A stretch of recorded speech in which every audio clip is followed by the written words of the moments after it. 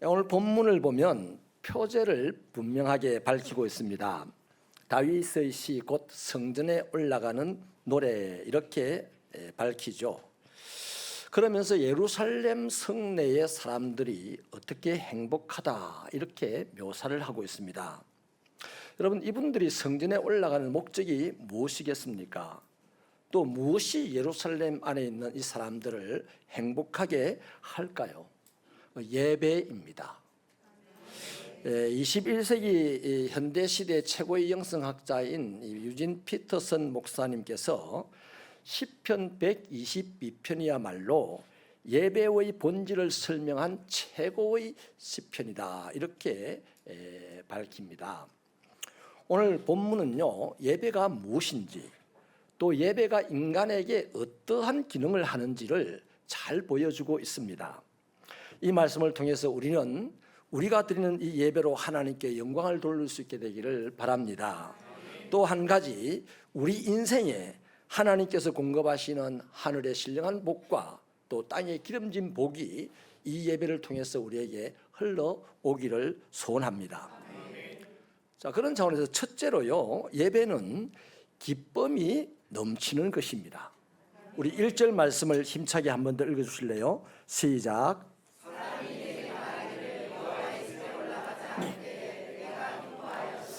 아멘.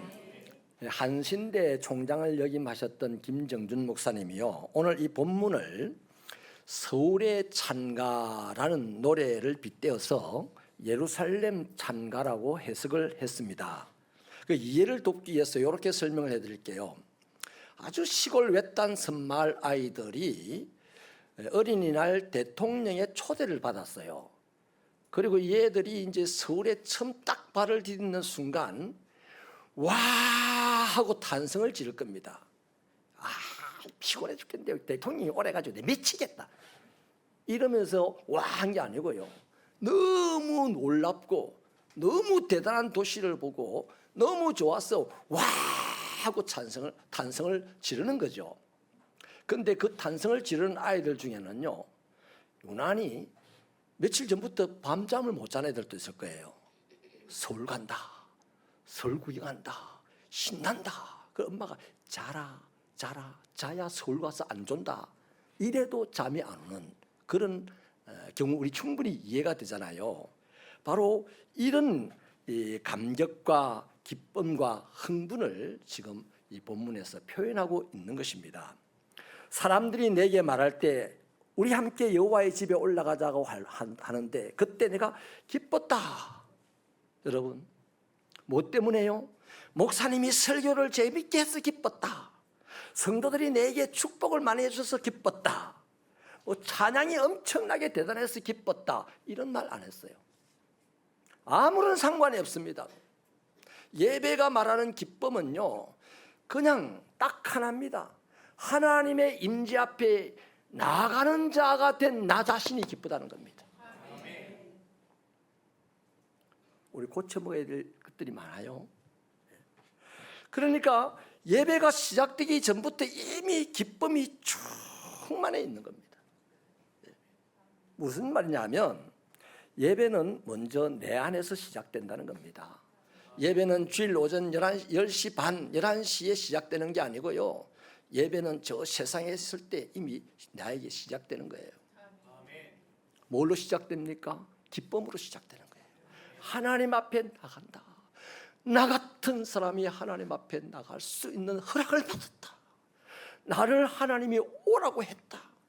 아이고, 목사님이 또 지난주 안 갔더니 이번 주에 전화를 내가 닭달을 얼마나 하는지 그 닭달 소리 듣기 싫어서 내가 더러워서 교회 간다. 그가 아니라 하나님이 나를 맞아주신다. 하나님이 나에게 예배자로 세워주셨다. 하나님의 집에 나를 오라고 초대해 주셨다. 그래서 야 하고 기뻤다는 겁니다. 이게 예배입니다.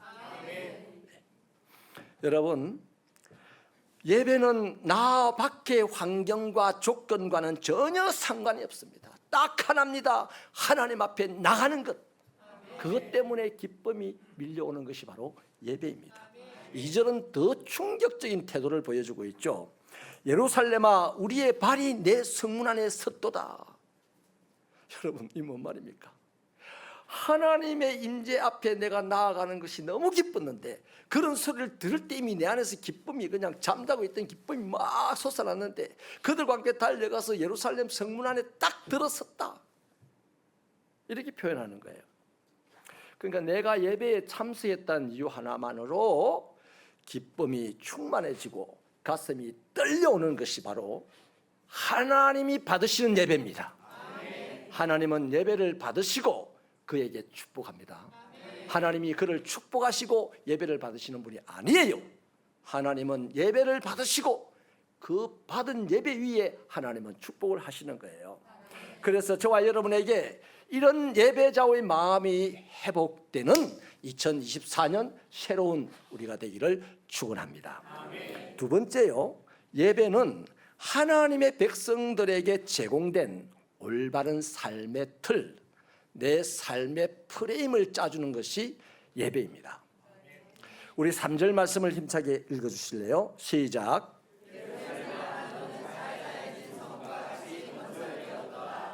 아멘. 여러분, 이 말씀을 해석하는 데는요, 상상력이 필요합니다. 대한민국 사람들이요, 참 잘해요. 계산을 잘합니다. 그래서 수학 경시대에 적어도 2000년 때 초반까지, 아니 죄송합니다, 그렇죠, 2005, 6년 때까지는요, 수학 경시대, 국제 수학 경시대 나가면 무조건 1등 금상을 확 쓸어놓은 게 대한민국 아이들이었습니다. 근데 요즘은 국제 수학 경시대 나가면 상을 못 받아요. 왠지 아세요? 옛날에는 계산하는 문제를 냈는데 요즘은요, 상상력을 발휘해서 풀 수 있도록 문제를 내요. 저희들이 초등학교 다닐 때, 국민학교 다닐 때는 계산하는 법을 배웠습니다. 지금 초등학교 다니는 아이들에는 상상력을 발휘할 수 있는 방법을, 창의력을 키워주는 문제를 냅니다. 그러니까 우리는 계산은 정말 잘해서 1등 하는데 상상력을 발휘해서, 창의력을 발휘해서 뭘 만들어내는 데는 약한 거예요. 그런데 오늘 이 본문 말씀을 보면요, 이 다윗이요, 굉장한 상상력을 발휘해가지고 지금 이 말씀을 해놓은 거예요. 이스라엘 백성들에게 예루살렘은 어떤 곳입니까? 정치, 종교의 중심지였습니다. 거기에는 성전이 있습니다. 이스라엘의 성인 남자들은 모조리 1년에 반드시 3번은 거기에 가서 예배를 드려야 했습니다. 그런데 그들은 성전을, 예배를 드리러 갈 때마다 예루살렘을 와 하고 보잖아요. 도시 예루살렘을. 도시 예루살렘의 건축물들이 전부 다 정교하게 잘 짜여서 집을 지었는데, 예루살렘 성전을 중심으로 집이 잘 짜여서 조직적으로 잘 만들어져 있다는 얘기입니다. 자, 그러니까 여러분, 이 예루살렘에 들어가서 잘 만들어진 도시를 보면서 성전 안에 들어가서 하나님과 예배할, 하나님에게 예배를 드릴 때에 내 인생이 잘 짜여져 가는 것을 경험하게 되는 겁니다. 이게 바로 영적 경험입니다. 우리 뭐 영적 경험인데 뭐 기도하다가 환상을 봤다 뭐 이런 거는 우리 일상생활에 그렇게 중요하지 않습니다. 우리 일상생활에 중요한 영적 경험은, 예배당이 아름답게 지어졌는데 나의 인생도 이렇게 아름답게 지어주실 하나님을 만나게 되는 거예요. 하나님이 나를 구원하셨고, 하나님이 나를 자녀 삼으셨고, 하나님이 나를 예배자가 되게 하셨고, 하나님이 하나님이 임재하는 그 예배당에서 하나님을 예배드리는 동안에 내 삶의 틀이 만들어지고 내 인생의 프레임이 짜지고, 하나님이 만드신 틀, 하나님이 만드신 내 인생의 이 프레임은요, 사람이 만든 것보다도 훨씬 더 좋은 것인 줄로 우리가 믿지 않습니까? 그래서 예배당에 들어가서 들어가면서 이미 예루살렘 성을 보면서 잘 만들어진 도시였는데, 예배당에 들어가서 깨닫는 게 있어요. 하나님이 우리를 하나님 백성 삼으셨다. 하나님이 우리를 구원해 주셨다. 또 하나님께서 우리의 필요를 채워주신다. 나의 인생은 이 아름답게 만들어진, 세워진 예루살렘 성벽처럼 나의 인생도 건강하게 세워질 거야. 이러면 그냥 예배드리겠어요? 우리 교회는 찬송할 때 주로 박수 치잖아요. 우리 손뼉 치며 찬양합시다 이래 안 해요. 앞으로 저는 어깨를 흔들면서 찬양합시다 이런 말을 하고, 발을 구르면서 찬양합시다 이런 말을 할 거예요. 왜? 이 손뼉 치는 찬송의 능력자가 되었으니까 이제 더 강한 것을 요구하겠죠. 제가 그것 때문에 오던 성도들이 몇 분 떠나가는 것도 봤어요. 손 놔뒀다가 우리 겨울에 장갑 낄 겁니까? 하나님 앞에서 손 놔뒀다가 말 거예요. 박수 치라고 손 놔둔 겁니다. 할렐루야. 그래서 여러분, 잘 짜여진 성읍이라는 이 말은요, 정교하게 또 촘촘하게 세공된 돌들을 잘 끼워 맞췄다는 말이거든요. 그 어느 한 부분도 엉성한 구석이 없어요. 예루살렘은 완벽하고 아름다운 도시였습니다. 그 당시에.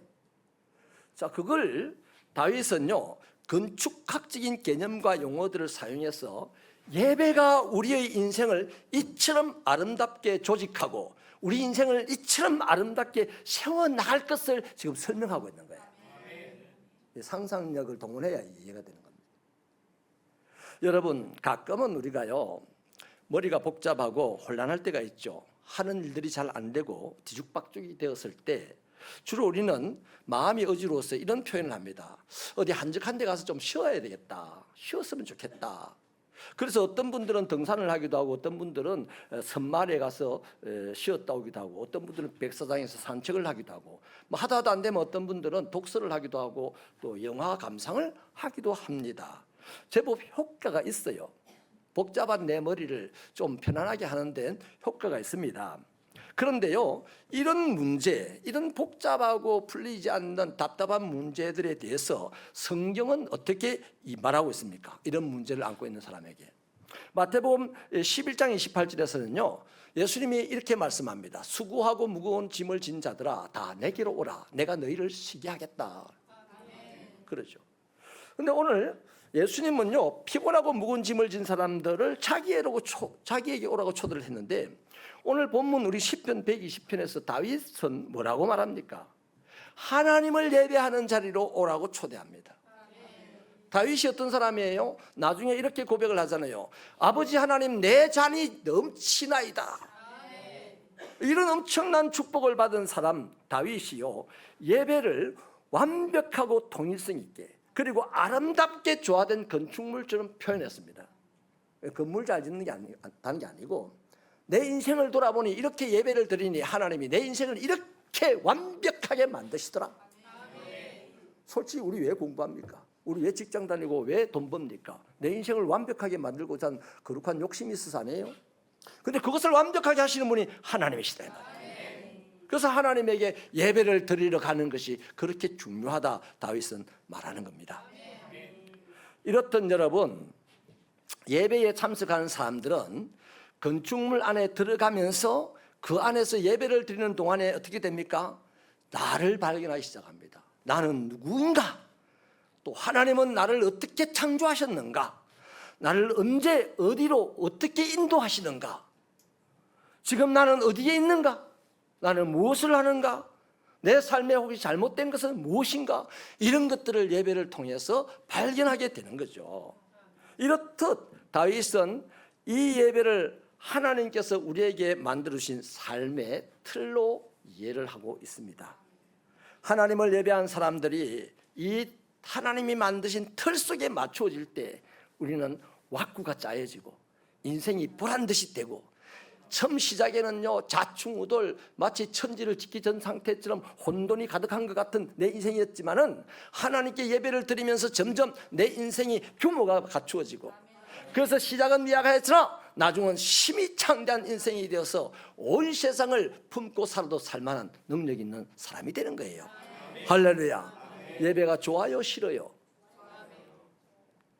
다시요. 예배가 좋아요, 싫어요? 얼마나 좋은지 몰라요. 세 번째는요, 예배는 하나님과 자신의 관계를 깨닫게 합니다. 우리 4절을 읽어주시겠습니까? 시작.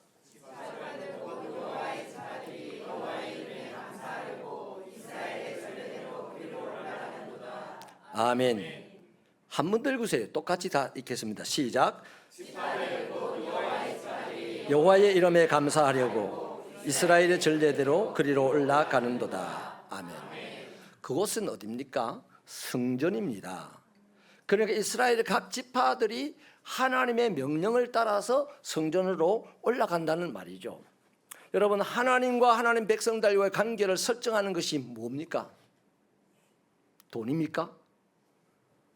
권력입니까? 명예입니까? 아니잖아요.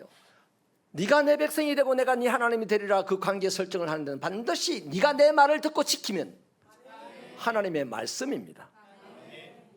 그러므로 하나님은 우리에게 말씀하시고 우리는 하나님의 말씀을 듣는 자로 관계가 지금 만들어져 있어요.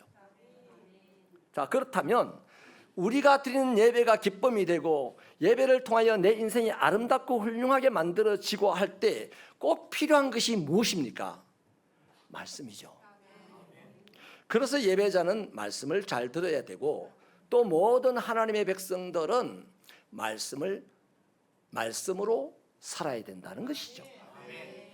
저와 여러분을 돌아보면요, 우리는 종종 예배드리는 시간에 자신의 환경과 조건과 감정과 이런 것들에게 지배를 받는 경향이 있어요. 그래서 누려야 될 기쁨을 누리지 못하고 하나님이 만드신 그 틀에 만들어져야 될 내 인생이 그렇게 만들어지지 못하고 그냥 어영부영 세월만 보내고 그리스도인이라는 이름의 껍데기만 가지고 살다가 우울하게 인생이 끝나는 그리스도인들이 한둘이가 아닌 거예요.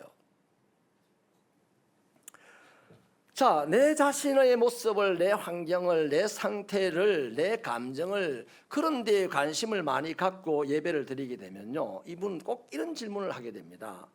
지금 예배를 드릴 기분이 아닌데 내가 예배를 드린다면 그것은 거짓 아닌가?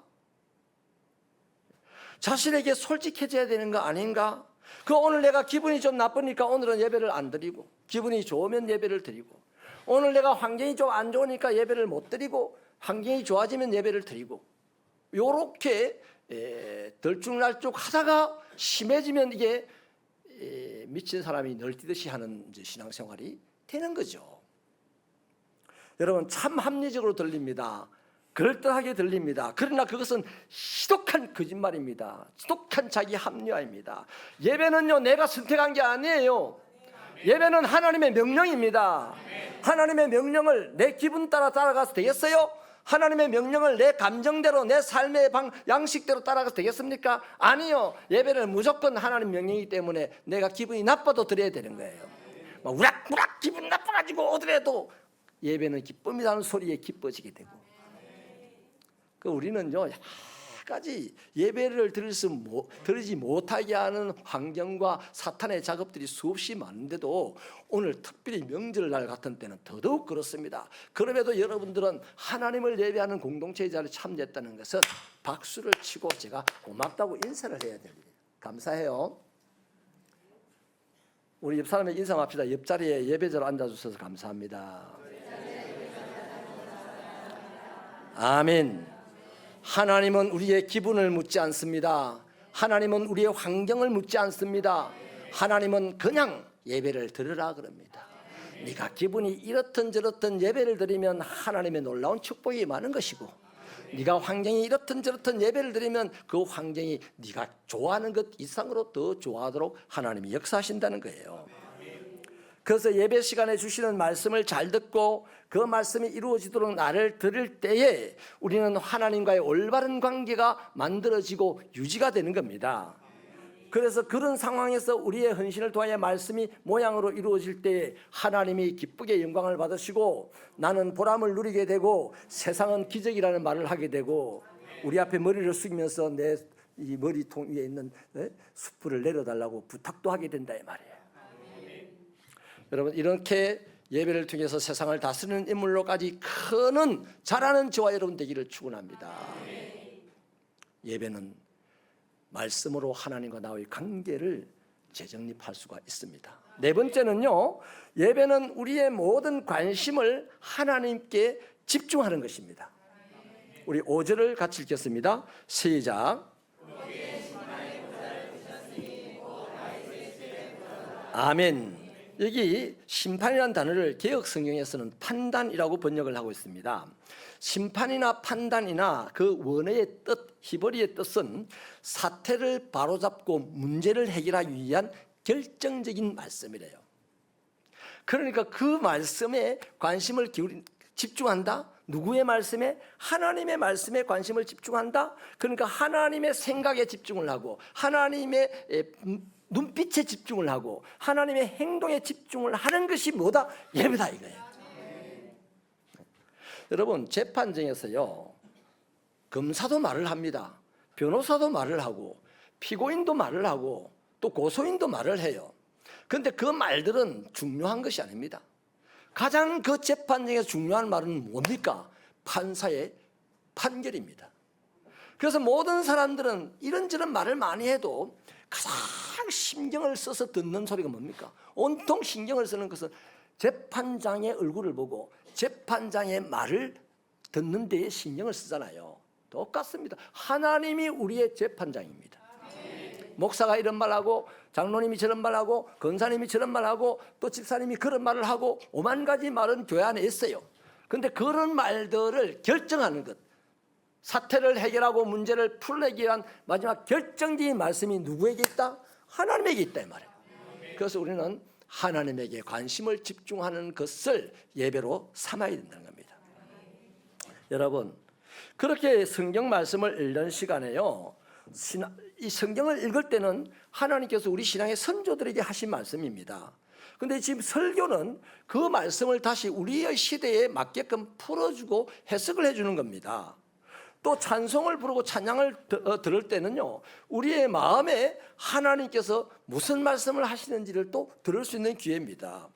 기도를 통해서 우리의 사정을 하나님께 알립니다. 그리고 뭘 기다려야 돼? 하나님의 말씀을 기다려야 되는 거죠.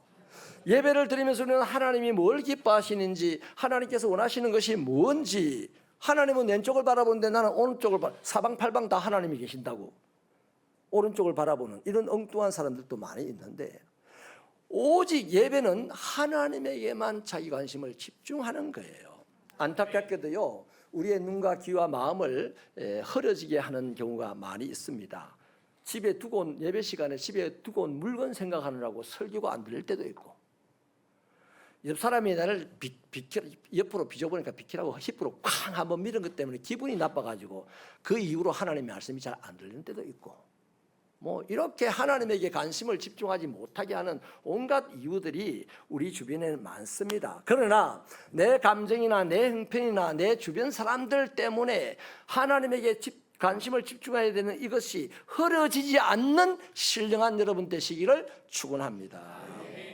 그래서 우리가 예배를 드리면서요, 하나님에게 관심을 집중하는 만큼 그 예배 시간마다 복을 받습니다. 다섯 번째입니다. 예배는 변화를 일으킵니다. 여러분, 시간으로 본다면 우리가 주일 이 시간 예배를 드리는 것이 1시간 남짓됩니다. 그런데 이 1시간 남짓 드리는 이 예배가 우리 나머지의 삶의 전체에 어떤 의미가 있을까요? 오늘 그것을 이렇게 정리를 해주는데요, 6절부터 9절까지 읽어주시겠습니까? 시작.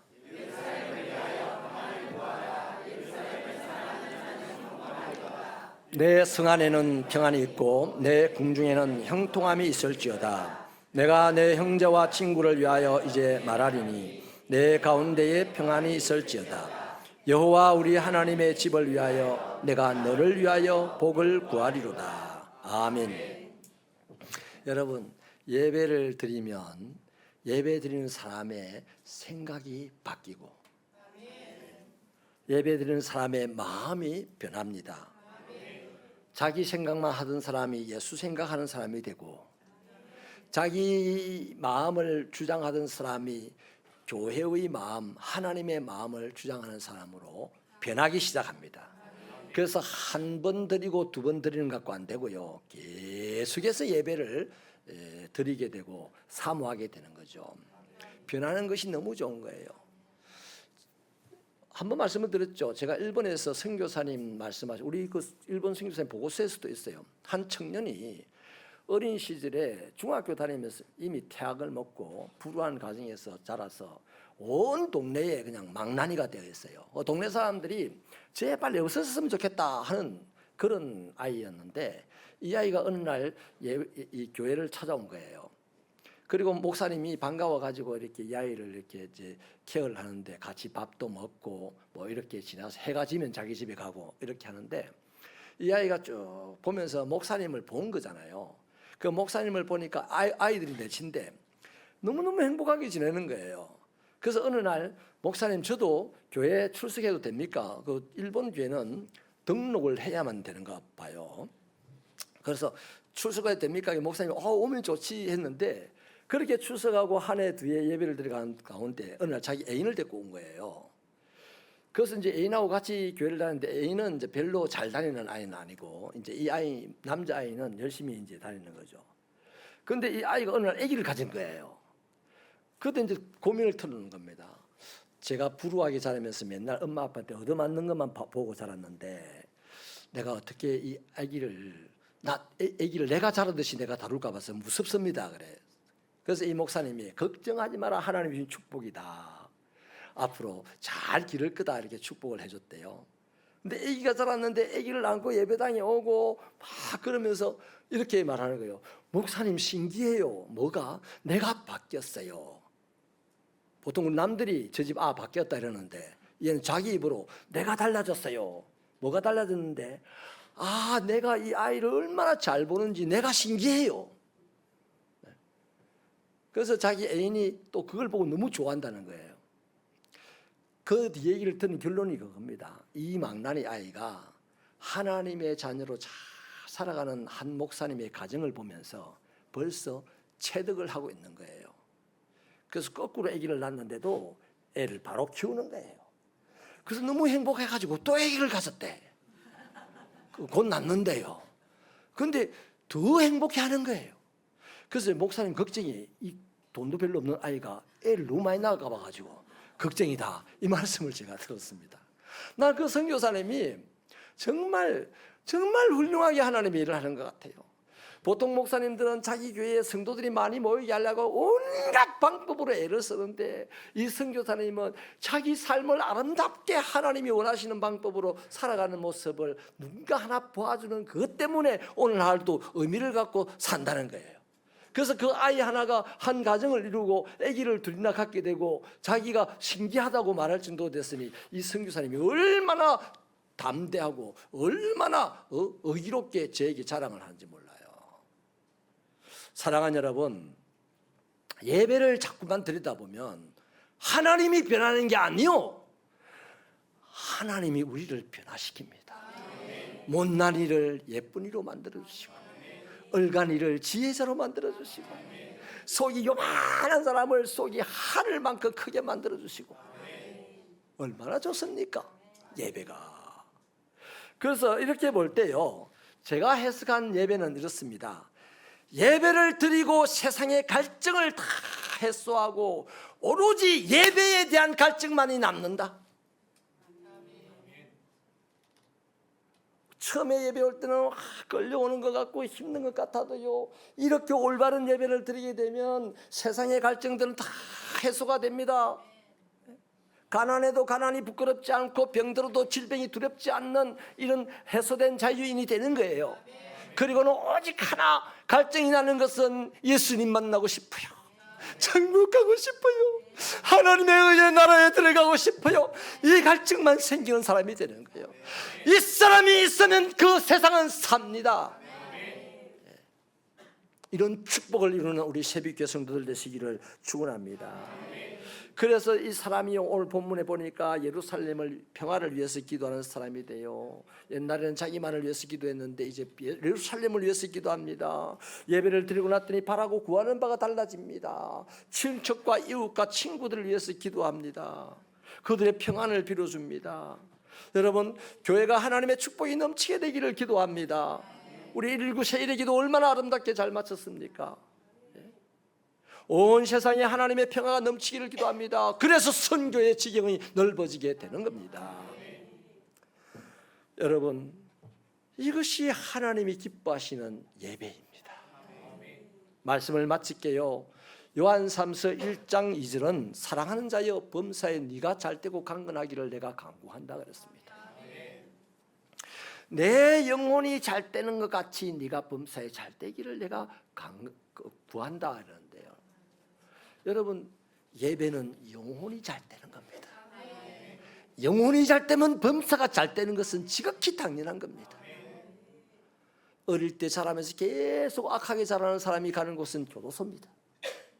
어릴 때부터 예배를 드리고 하나님을 만나고 사람이 변하게 돼서 그 사람이 가는 곳은요, 어디겠어요? 천국이고, 천국 갈 때까지 만드는 것은 어디겠어요? 하나님 나라 만드는 것이죠. 이런 아름다운 축복이 저와 여러분의 인생길에, 남은 인생길에 있게 되기를 축원합니다. 인생이 10년 남은 사람은 10년 동안 이런 축복을 누리게 될 것이고, 인생이 50년 남은 사람은 50년 동안 이런 축복을 누렸어. 바야흐로 교회 때문에, 바야흐로 그리스도인 때문에 세상에 빛이 없어도 우리는 살아갈 수 있다고 말하는 사람들이 나타나게 되기를 축복합니다. 여러분, 우리 인생이에요. 지금 아무리 떠도 가을이 왔잖아요. 들판에 보면 노랗게 색깔이, 열매들이 변해갑니다. 우리 인생도 이만하면 돌아다닐 만큼 돌아다녔잖아요. 내 재미 볼 만큼 봤잖아요. 이제는 진짜 재미, 내 인생의 열매를 맺는 재미, 예배를 통해서 이루게 되기를 축원합니다. 하나님, 우리의 신앙이 하나님이 기뻐하는 신앙이 되게 하옵소서. 우리의 예배가 내 만족을 위한 예배가 아니라 하나님의 역사가 일어나는 예배가 되게 하여 주시옵소서. 오 하나님이여, 이 마지막 시대에 세상이 혼란해져 갑니다. 시끄러워져 갑니다.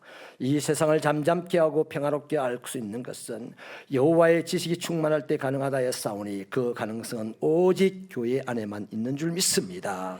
우리가 모여서 하나님을 예배할 때에 진정으로 하나님이 축복하시는 그 경험을 할 수 있도록 은혜를 내려 주시옵소서.